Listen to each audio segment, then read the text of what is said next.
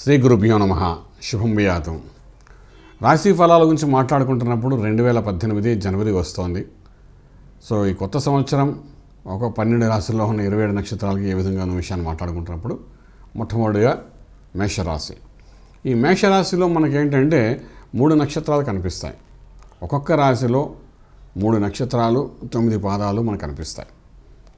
ఇక్కడ 3 నక్షత్రాలు 9 పాదాలు 9 × 12 108 పాదాల కింద మనం చెప్పుకుంటాం అన్నమాట. మొత్తం 108 పాదాలు మనకు 12 రాశుల్లో కనిపిస్తుంటాయి. అంటే మేషరాశిలో మనం ముఖ్యంగా చూసుకోవడం, మేషరాశికి అధిపతి కుజుడు, రాశిలో ఉన్న నక్షత్రం అశ్విని, భరణి, కృత్తిక. అశ్విని నక్షత్రానికి అధిపతి మనం తీసుకుంటే కేతువు అని అంటాం. భరణి నక్షత్రానికి శుక్రుడు, అదేవిధంగా కృత్తికా నక్షత్రానికి అధిపతి రవి అని చెప్తామన్నమాట. అయితే ఇక్కడ అశ్విని నక్షత్రం గురించి మొట్టమొదటిసారి మనం మాట్లాడుకుందాం.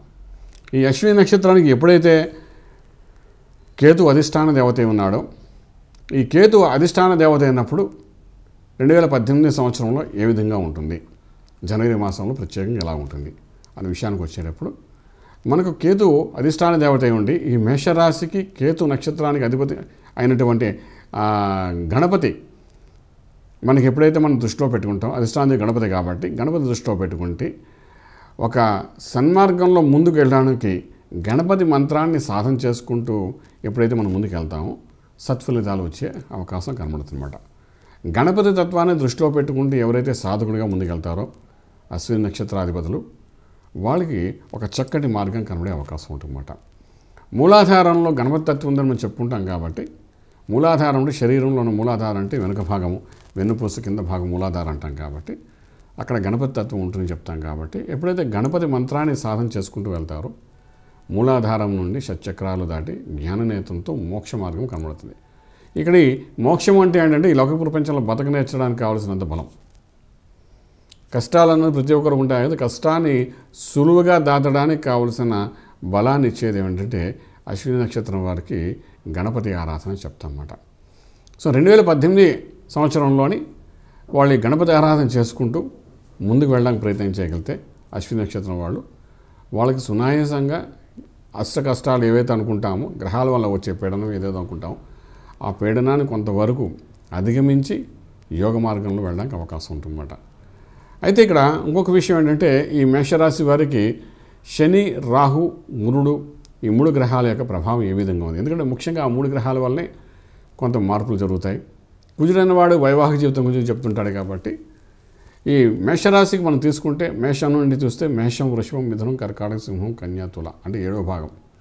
తులలో గురుడు ఉన్నాడు కాబట్టి గురువు యొక్క దృష్టి పడుతుంది కాబట్టి మేషరాశి మీద, అందులో అశ్విని నక్షత్రం మీద ఉంటుంది కాబట్టి డెఫినెట్గా గురు కటాక్షం ఉండడం వలన కొంతవరకు సప్తమ భావంలో ఎటువంటి దోషం లేకుండా భార్యాభర్తల మధ్య అన్యోన్యతగా ఉంటుంది చక్కగాను. కానీ గణపతి ఆరాధన చేయడం, గురుమంత్ర సాధన చేయడం వల్ల ఏంటంటే భార్యాభర్తల మధ్య ఉండడమే కాకుండా ఇక సత్ఫలితాలు కూడా ఇంకొంచెం ఎక్కువ ఇవ్వడానికి అవకాశం ఉంటుంది.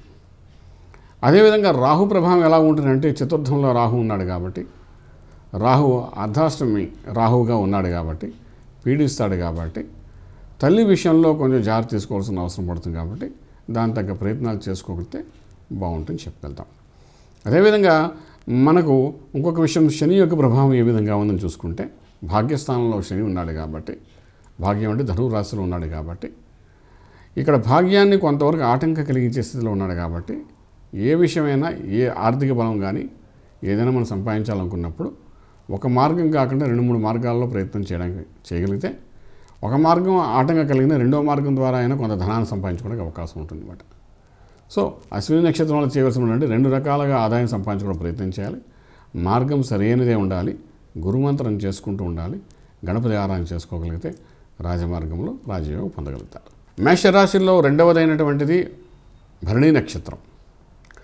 భరణి నక్షత్రానికి ఏ విధంగా ఉంది 2018 సంవత్సరం జనవరి మాసం నుండి ఏ విధంగా ఉంది అనే విషయానికి వస్తున్నప్పుడు భరణి నక్షత్రానికి అధిపతి శుక్రుడు.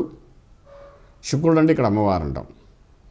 భరణి నక్షత్రానికి అధిపతి శుక్రుడై ఉండి సుఖభోగాలను ఇచ్చేటట్టుగా ఉంటాడు కాబట్టి రాశ్యాధిపతి కుజుడు, నక్షత్రాధిపతి శుక్రుడు. కుజ శుక్రులు ఇద్దరికీ కొంతవరకు వైరంగానే ఉంటుంది.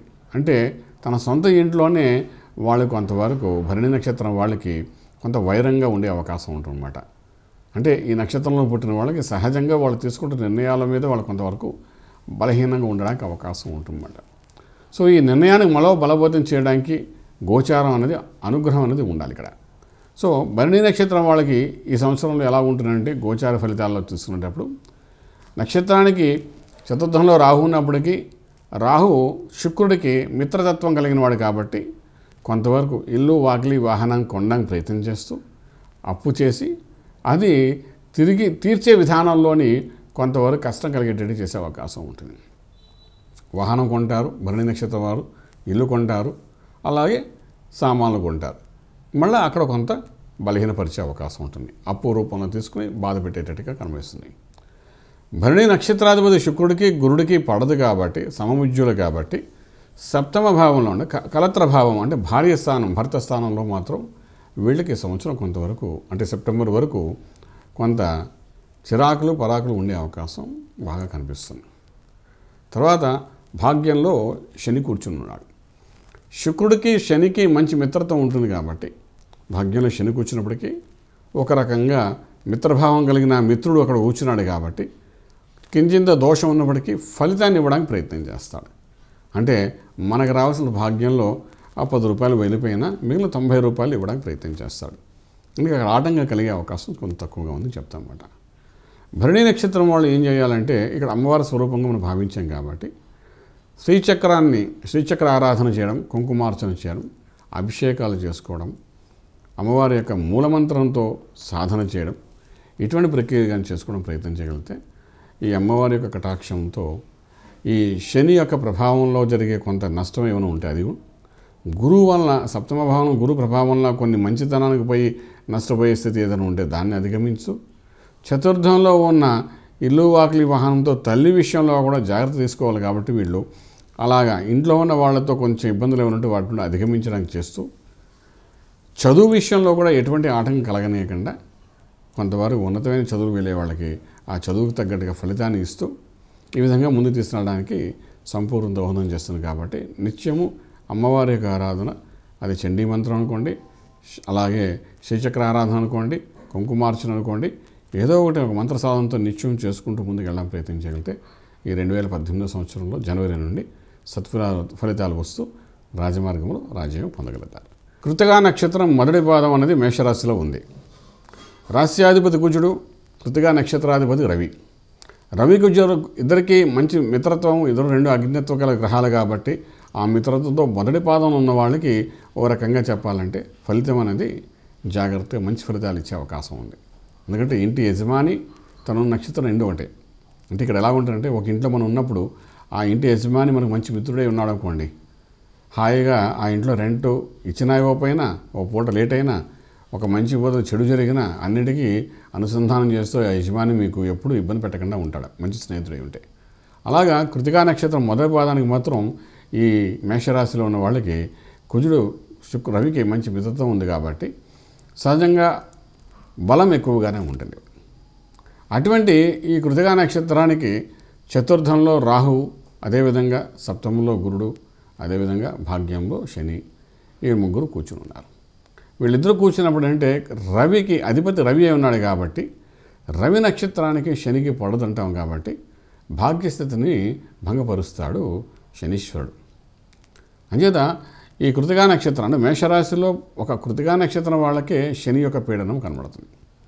సప్తమంలో గురుడు ఉన్నాడు, గురు దృష్టి పడుతుంది. గురువు అన్నవాడు రవికి మంచి మిత్రత్వం కలిగి ఒకే ఫ్యామిలీకి సంబంధించి అంటే ఒకే వ్యవహారానికి సంబంధించిన వాళ్ళు కాబట్టి ఆ మిత్రత్వం కొంతవరకు ఉంటుంది కాబట్టి సప్తమ భావం బాగుంటుంది కానీ భాగ్యస్థానం పడిపోతుందన్నమాట. అంటే ఇంట్లో భార్యాభర్తల మధ్య అన్యోన్యతగా ఉంటుంది కానీ భాగ్యస్థానంలో అంటే రావాల్సిన భాగ్యం ఎంత అన్యోన్యంగా ఆర్థిక బలం అనేది కొంత బలహీనపడే అవకాశం ఉంటుందన్నమాట. చతుర్థంలో రాహు ఉన్నాడు కానీ చతుర్థ స్థానాధిపతి చంద్రుడే ఉన్నాడే కాబట్టి రాహు మళ్ళా ఇక్కడ రవి నక్షత్రానికి కొంతవరకు స్నేహభావం ఉన్న సమతుల్యం ఉన్న ఛాయాగ్రహం అయినప్పటికీ కూడా రాహు యొక్క ప్రభావం అనేది ఈ కృతికా నక్షత్రం మీద కొంత తక్కువగా ఉంది చెప్పగలుగుతామన్నమాట. సో ఇటువంటి పరిస్థితుల్లో రవికి సంబంధించిన కుజుడు సంబంధించిన అనుసంధానమైన మంత్ర సాధన చేయడం కృతికా నక్షత్రం మొదటి పదానికి చాలా అవసరం పడుతుంది.